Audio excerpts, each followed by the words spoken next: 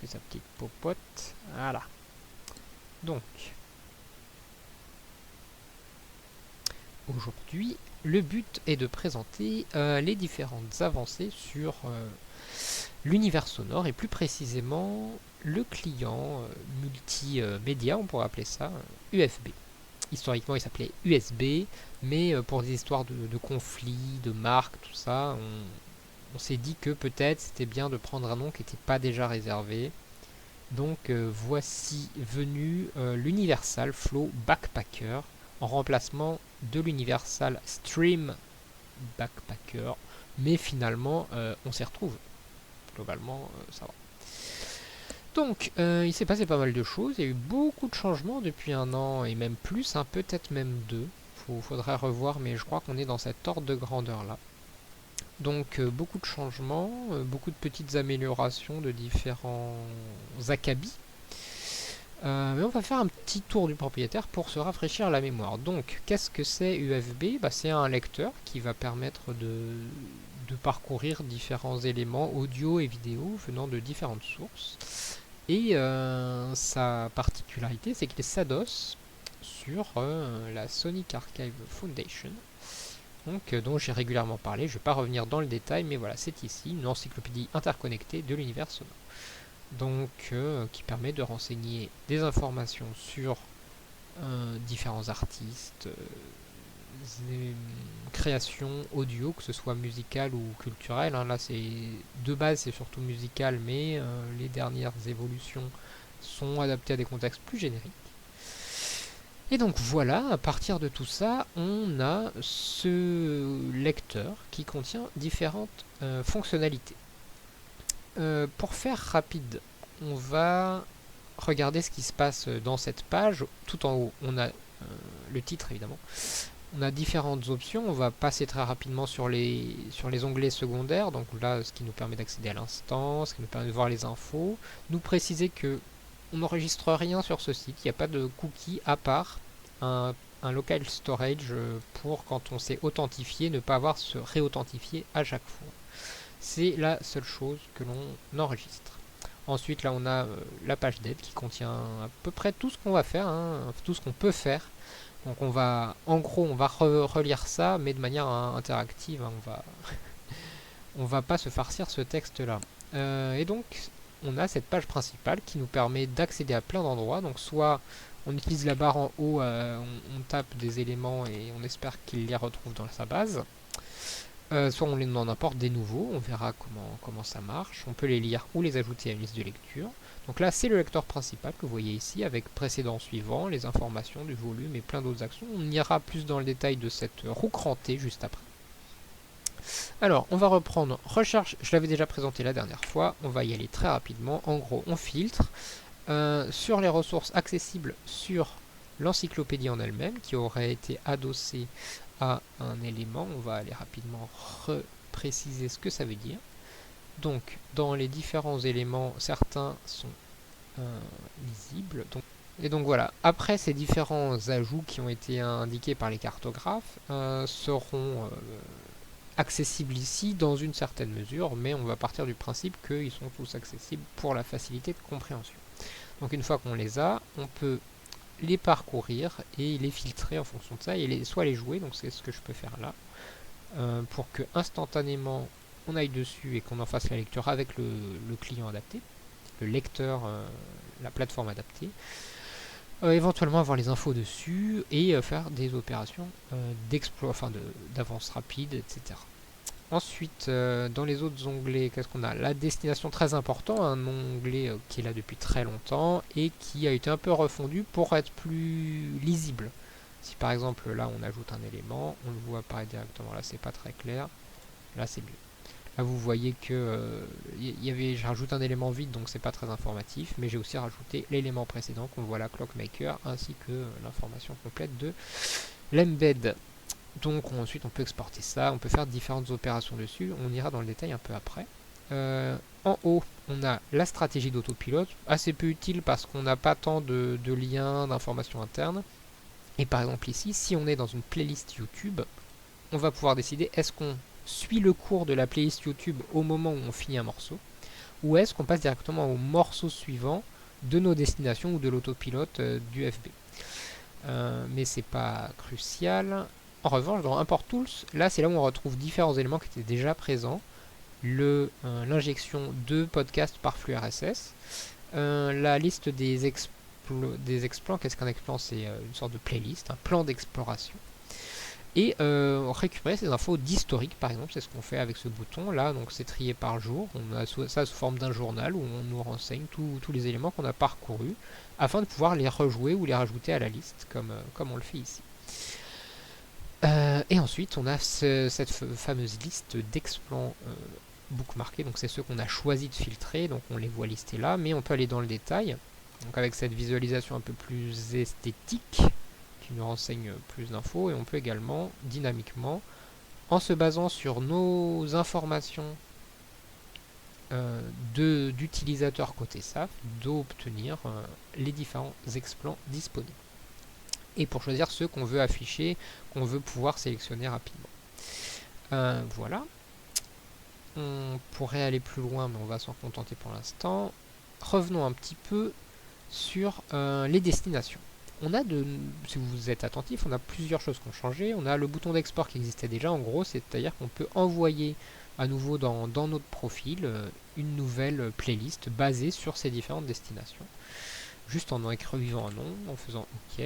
D'ailleurs, on va voir comment faire si jamais on veut ajuster. On veut supprimer un élément, et bien là, on a ce petit bouton Operate qui nous permet de faire différentes opérations dessus, soit monter, descendre, soit supprimer des éléments, les mélanger ou tout supprimer. Donc, les destinations, on avait dit, quand on rajoute des items dans notre exploration, on peut faire différentes opérations dessus, les envoyer. Là, je réessaye, hein. Voilà, vous voyez, ça marche. Je peux soit le transférer, soit le copier, comme ça il reste dans la playlist, et après je peux inverser mes deux listes si je veux, et mes opérations se feront toujours à gauche. Ensuite, ce bouton n'a pas évolué. Je prévois d'en faire de belles choses par la suite, mais pour l'instant, c'est encore en travail. Ensuite, allons dans la page de pilote. Là, comme avant, on a les infos sur à quelle archive on est connecté, donc ça permettra de se connecter à d'autres backends. Donc ça, c'est l'archive officielle actuelle que moi j'utilise, mais elle n'a rien d'universel. Ironiquement, on a les infos sur est-ce que la base répond, enfin est-ce que l'archive répond, elle répond. Très bien. Nous sommes actuellement connectés en tant que Bob, et nous avons les infos sur quelles sont nos accointances sur le site afin d'accéder à leurs informations et quel est notre niveau de visibilité. À présent, un élément assez important, nous avons ces fameuses rooms qui nous permettent de créer une sorte de salle d'écoute. Ça, c'est une des grosses implémentations de l'an dernier, dans laquelle on peut, voilà, c'est extrêmement esthétique, mais imaginons, non, on va, voilà. On va prendre un morceau, très bien, du Vonic, entendu, merci Vonic. On va mettre la pause instantanément. Donc avec ce Vonic, imaginons, je suis en écoute de Vonic, je suis au milieu de mon morceau et je me dis j'aimerais bien que d'autres gens puissent accéder à ce que j'écoute en même temps en live, pour faire une sorte de broadcast du morceau, mais sans que ce soit le site qui diffuse. Moi, la seule chose que je vais faire, c'est transférer l'info de qu'est-ce que j'écoute, où j'en suis. Donc là, j'ai rendu ça disponible, je rends ça public à tout le monde. Là, c'est ce qu'on voit ici. Là, je n'ai pas fait en sorte, mais on pourrait faire en sorte que ce soit collaboratif et symétrique. Il n'y a pas que la personne qui ouvre le broadcast qui puisse intervenir. Si je clique là et que quelqu'un d'autre arrive dans la room, il peut modifier, mettre la pause, changer les éléments, parce que cette room va influer à la fois sur qu'est-ce qui est joué actuellement et sur les destinations. Ça va être collectif. Si je rajoute un élément, tous les gens qui seront dans ma room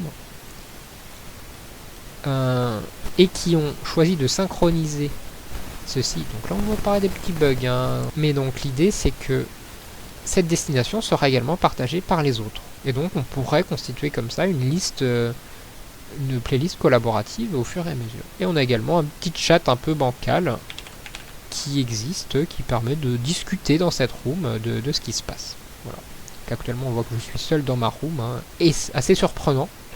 Dans l'absolu, je pourrais la partager. Il suffira juste que vous cherchiez la room Bob. Vous pourrez y accéder en allant dans Pilote, Join, et là vous écrivez BOBB en respectant la casse.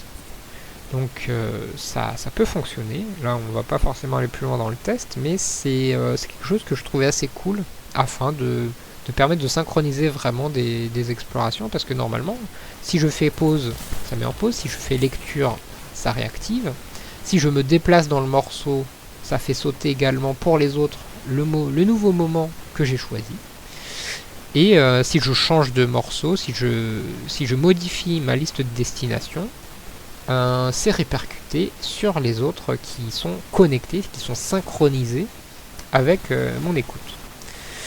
Donc en tant que host, on n'a pas les mêmes droits que les gens qui viendraient écouter, hein, c'est pour ça que on reste responsable et en contrôle de la majorité des informations et des opérations.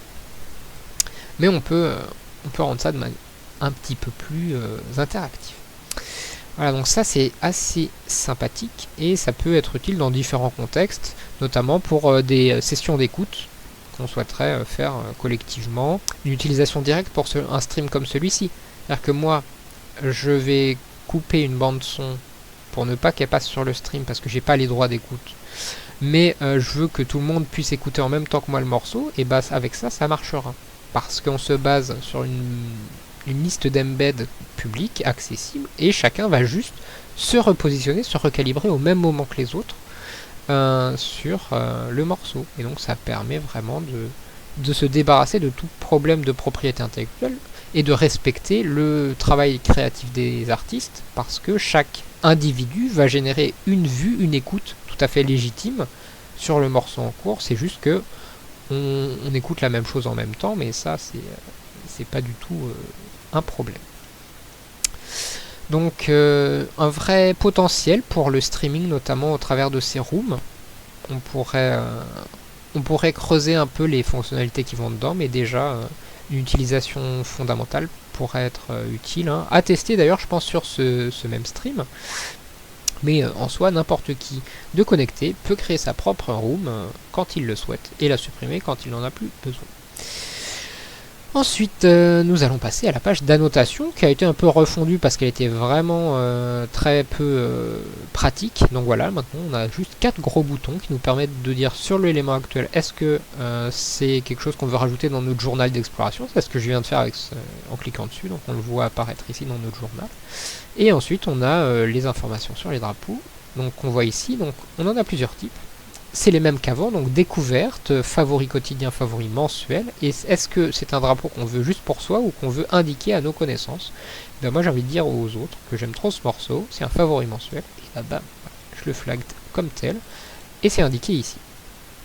Et donc tous mes amis pourront le voir, pas forcément sur ce site parce que j'ai pas bien mis à jour les informations de nos accointances, mais par contre sur le site ici, normalement on devrait les voir. Est-ce que c'est le cas? Je vais chercher le morceau Fragments. Voilà, très bien, c'est celui-là. Et bien je vois que Lem, qui est mon ami, l'a indiqué. Donc je vois apparaître le flag ici, et quand je vois ici, j'ai les infos sur ce que moi j'ai dit. Donc moi par exemple je dis que moi aussi je l'aime bien, je vais dire que j'ai découvert aujourd'hui. Voilà. Et en gros on a donc les deux infos de qu'est-ce que moi j'ai vu et qu'est-ce que les autres ils aiment bien.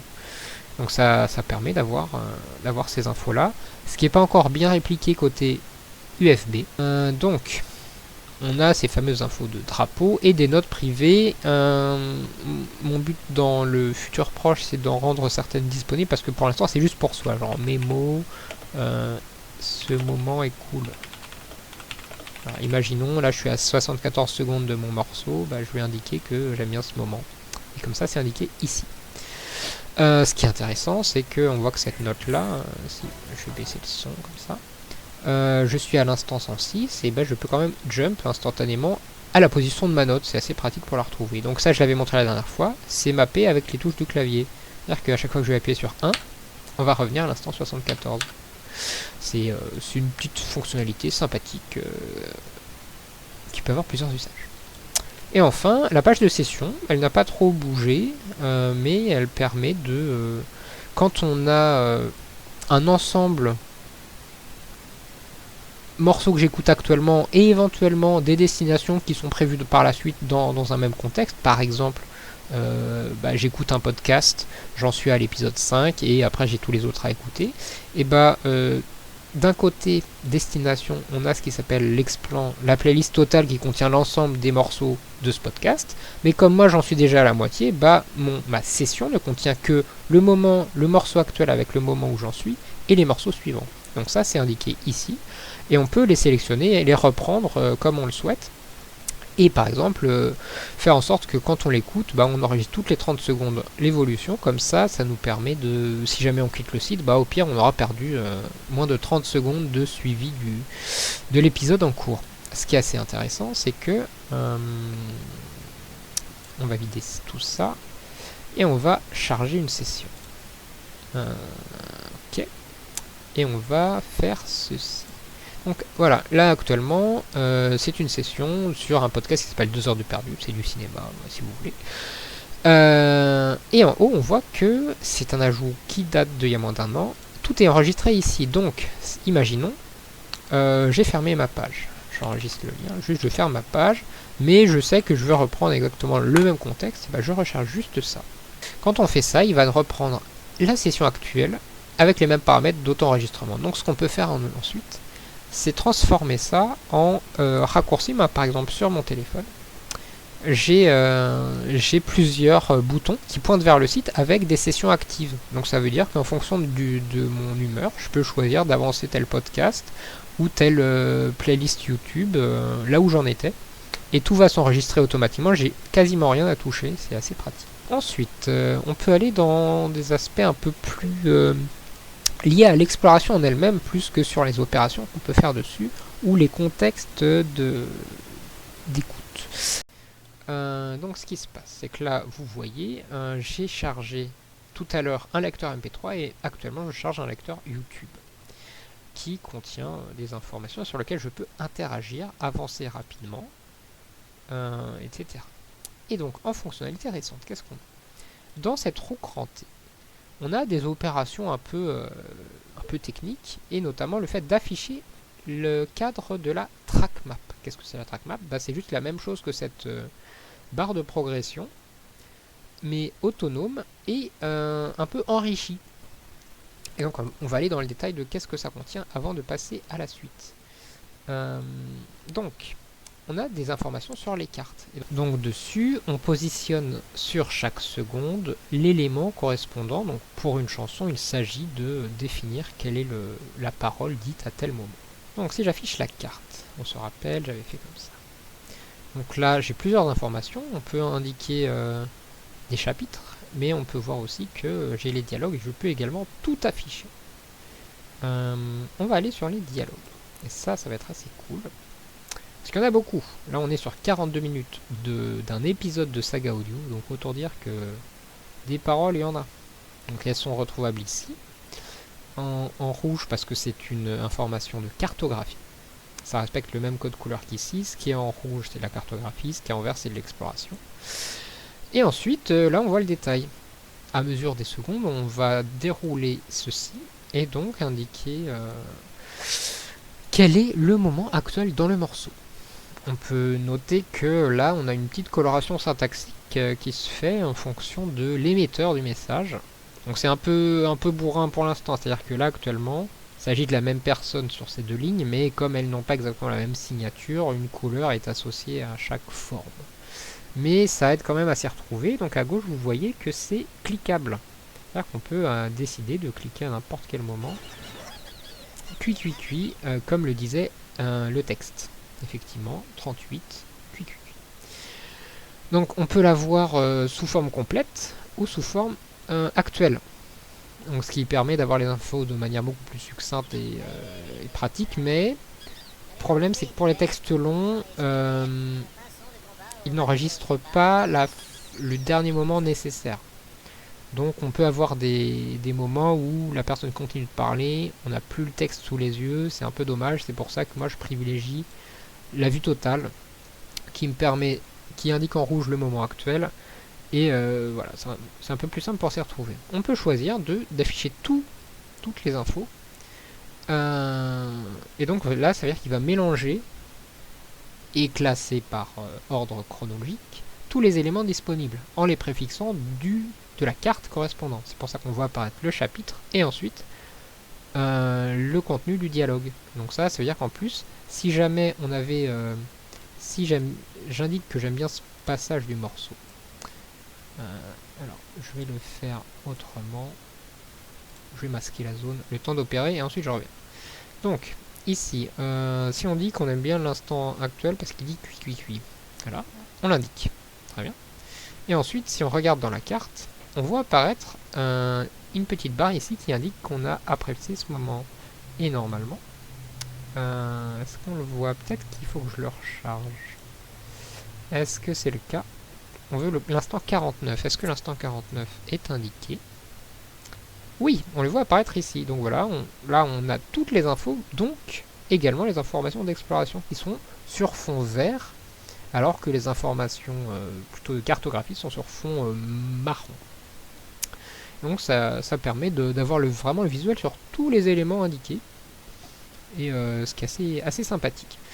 On a également une fonctionnalité avancée, c'est-à-dire que si j'écris, à nouveau je vais devoir le cacher, ça c'est quelque chose que j'ai pas encore bien corrigé, mais que effectivement la boîte est beaucoup trop longue.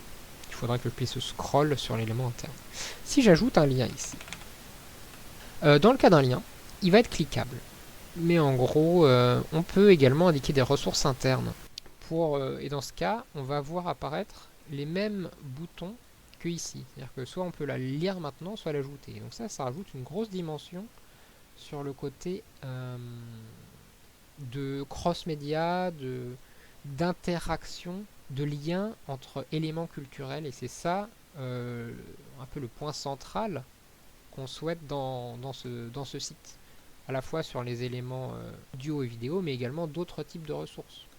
C'était pour les informations sur les cartes. Quelque chose d'assez ancien. D'ailleurs là, si on regarde le pendant côté univers sonore, ça donne ça. Actuellement, bien sûr, cette carte n'est pas complète, parce qu'il y a beaucoup plus de chapitres que ça dans l'épisode 12, mais je n'ai pas poursuivi le travail, c'était plus de l'expérimentation. Mais en tout cas, on voit qu'à chaque fois, c'est adossé à une ressource qui est présente dans la base de données de l'archive, et donc on peut éventuellement se dire qu'on télécharge en format LRC, qui est un format standard, on peut récupérer les informations. Très bien, donc ça c'était pour la carte. Ensuite, des points un peu plus récents et moins impressionnants peut-être, c'est le focus et la progression. Je vais cette fois partir de la SAF. Je vais aller sur l'exploration de Bob. Bob a écouté différents morceaux qu'on voit apparaître ici. Comme Bob s'est inscrit aujourd'hui sur le site, on a le journal que du jour. Et on voit plusieurs infos avec plein de formes différentes. On peut voir que déjà, il y a de l'italique, pas italique, du gras, pas gras. Ça veut dire que ce qui est en souligné gras, c'est des vrais continents qui sont accessibles sur l'encyclopédie. Des objets explicitement, officiellement cartographiés. En revanche, quand c'est en italique, c'est plutôt un élément qui a dû être créé pour les besoins de l'explorateur. Donc là, qui est beaucoup plus léger, on a juste un nom, une adresse et des méta-informations dont on va déduire un auteur parce que c'est écrit là. Et voilà, que 3 infos. Et on doit travailler avec ça, mais ça veut dire que les explorateurs n'ont pas besoin d'être cartographes pour indiquer des endroits où ils vont. Ça, c'est créé automatiquement en fonction du besoin. C'était déjà valide avant. On a un peu consolidé cet aspect-là. Donc ça, c'est pour le contenu du texte. Après, il y a des choses autour. Il y a cette barre de progression qui est très naïvement la progression dans l'élément. Est-ce qu'on a écouté 100% du morceau? Est-ce qu'on a écouté que 10%? C'était le cas ici par exemple. Ou même 0% si on a tout de suite passé à l'élément suivant après quand même au-delà de 3 secondes. Parce qu'au-dessous de 3 secondes, on n'enregistre même pas l'info. Donc ça nous donne ces infos-là. Et ensuite, on a l'encadré. L'encadré correspond au focus, la concentration estimée de l'utilisateur au moment où le morceau est passé. Parce que c'est bien beau de tout enregistrer, et comme on a un pilote automatique, on pourrait enregistrer des trucs alors que l'utilisateur n'est plus du tout devant son écran. C'était quelque chose qui était déjà implémenté côté SSD, donc le client bureautique de l'univers sonore, que j'ai réimplémenté ici, et donc c'est ce qu'on voit ici. On peut se dire que l'utilisateur Bob était concentré au moment où il a choisi Canon parce qu'il a choisi lui-même, mais par contre après sa concentration a décru, c'est pour ça que l'encadré est plus ténu ici et même absent ici. Si on va dans le détail, on se rend compte que le focus était à 13% alors que le progress était à 99% qui est équivalent à 100%. Donc c'est des choses qui sont ajustables bien sûr, mais en tout cas on voit que ce sont deux nouvelles informations qui sont enregistrées automatiquement côté USB. Et c'est fait par plusieurs moyens. Déjà la progression, ça c'est interne. Quand on met la lecture et que la lecture se poursuit, on enregistre une information de durée de lecture. À la fin du morceau, soit parce qu'on a atteint la toute fin, soit parce qu'on passe au morceau suivant de manière prématurée, on va enregistrer cette information et faire le ratio avec la durée totale du morceau. Donc on pourra très bien, si vous avez suivi, avoir plus de 100% d'écoute si jamais on a écouté le morceau en entier et qu'à peu près vers la fin, on a remis le curseur là, parce qu'il va continuer d'accumuler les secondes d'écoute sur le morceau. Mais ce n'est pas très important. Ensuite, on a cette histoire de focus, où quand on fait une opération directe précédent-suivant, le lecteur sait qu'on est concentré sur ce qui se passe. On a envie de passer à un autre morceau, on est focus. Et par contre, quand on arrête d'interagir là-dessus, cette valeur décroît, pas de manière tout à fait linéaire, c'est plutôt une forme de vague. Et au bout d'un moment, à peu près au bout d'un quart d'heure, on atteint une concentration très faible. Et donc après, il y a plusieurs moyens, mais on peut le remettre à la main, la concentration de l'utilisateur, soit en cliquant sur le bouton mais qui est caché dans l'engrenage, soit en cliquant sur le titre. Voilà, ça remet le focus à 100%. Et on peut également se dire, moi je m'en fiche de ce système, j'ai envie que mon focus il soit toujours à 100, du coup je le freeze, je le bloque, et comme ça il va rester constant. Et donc ça veut dire que grâce à ça, on a moyen de se rendre compte de qu'est-ce qu'on a vraiment écouté, qu'est-ce qui était plutôt de l'ordre de c'est passé tout seul, mais on faisait pas gaffe. Parce que ça change beaucoup de choses, parce qu'un journal, quand il commence à être un peu riche, se rendre compte si c'est quelque chose qui était important pour nous ou que même en fait on l'a pas vraiment écouté parce qu'on n'était pas du tout soit derrière les écouteurs ou même on faisait pas gaffe. Ça change beaucoup de choses sur est-ce qu'on peut dire qu'on a rencontré ce morceau ou pas. Voilà pour les aspects d'exploration. Si je clique là, vous voyez c'est dynamique, il va charger un lecteur. Et c'est pas n'importe quel lecteur, cette fois, ça c'est un ajout assez récent. Donc ça c'est un lecteur Peertube. Jusque là on gérait différents formats, que ce soit YouTube, vous en avez vu plusieurs.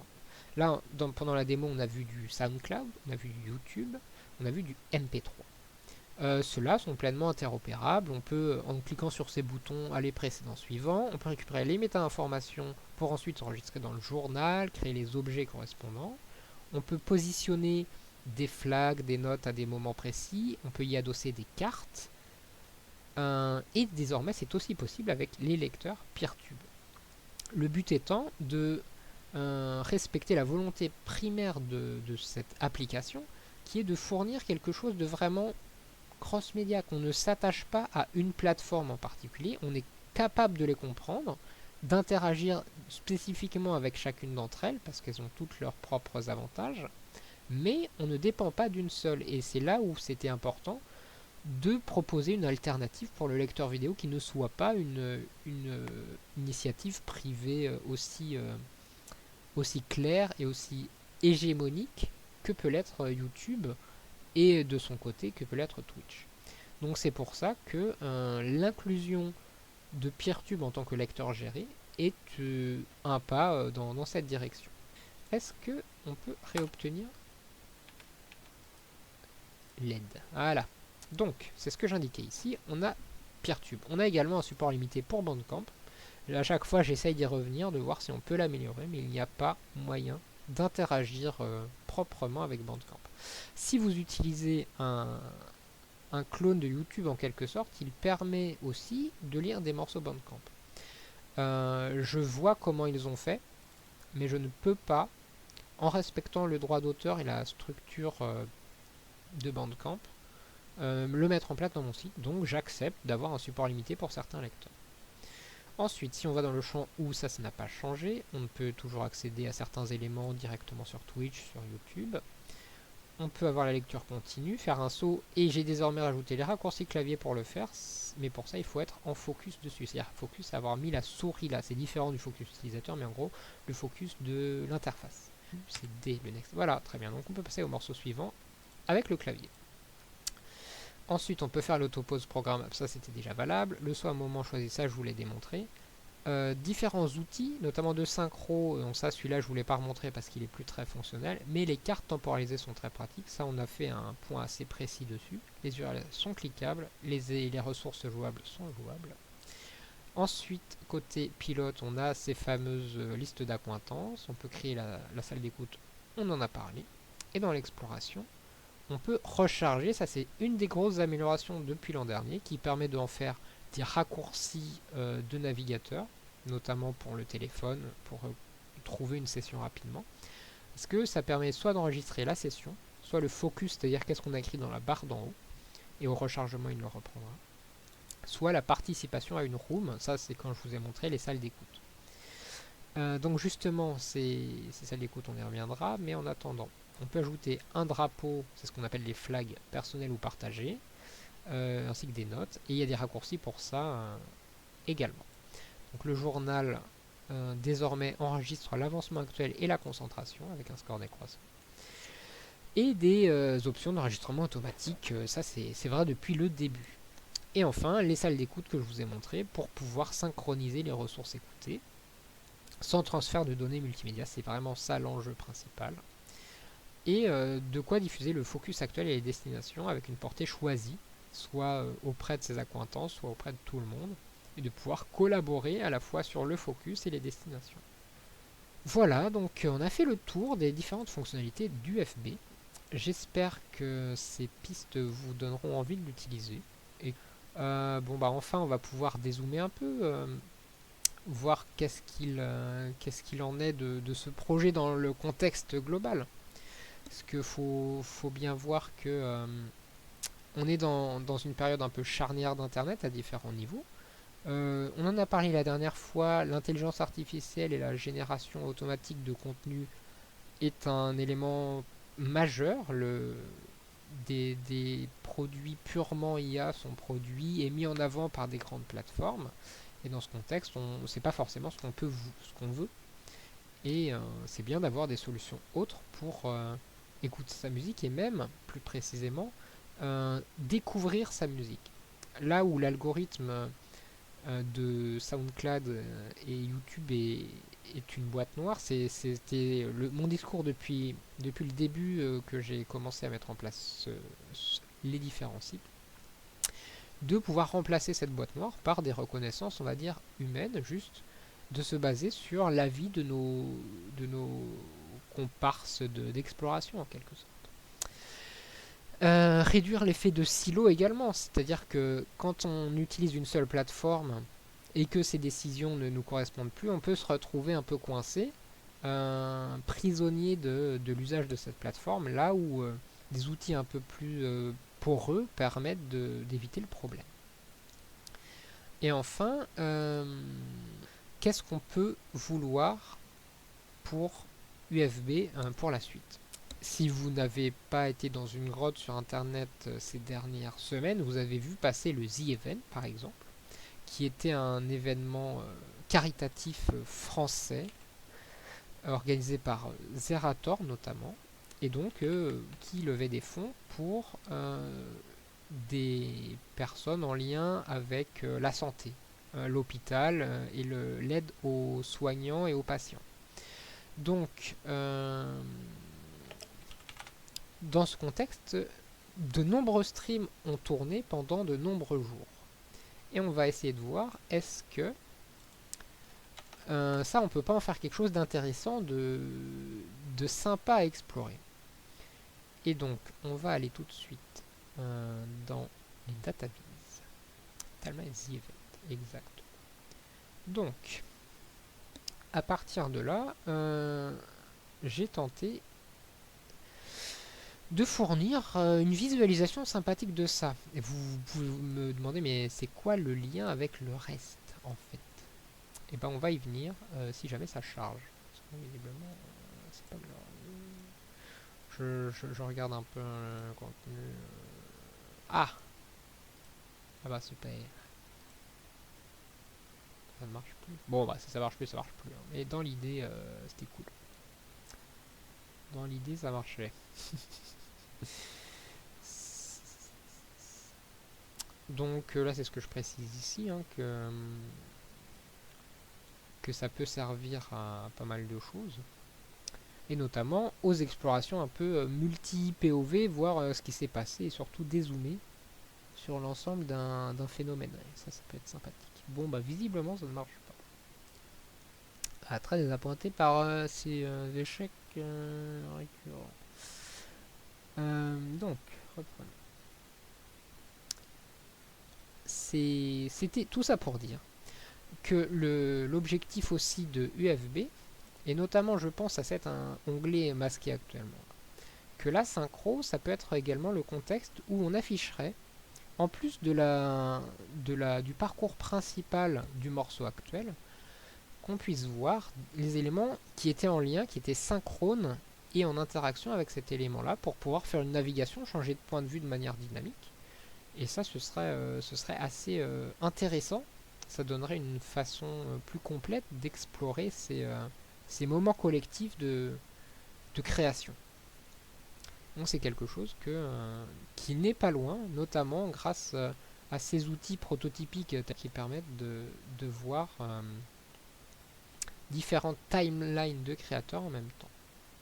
Un des enjeux d'UFB, c'est de pouvoir partager entre explorateurs ce qu'on a bien aimé, et même avant qu'un élément ne soit vraiment sur une carte.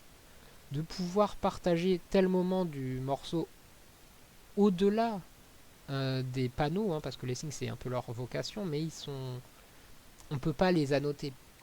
Alors que là, une note, ça permettrait justement, c'est ce que j'avais fait dans certains cas, des VOD où on suit par exemple une analyse sur une vidéo de 20 minutes, à la 5e minute, il parle de tel morceau. Et ben nous, on peut référencer ce morceau-là, soit sous la forme d'un simple lien externe, en mode, bah nous, effectivement, c'est pas une ressource qui est accessible sur le site, mais les utilisateurs peuvent y aller à la main directement.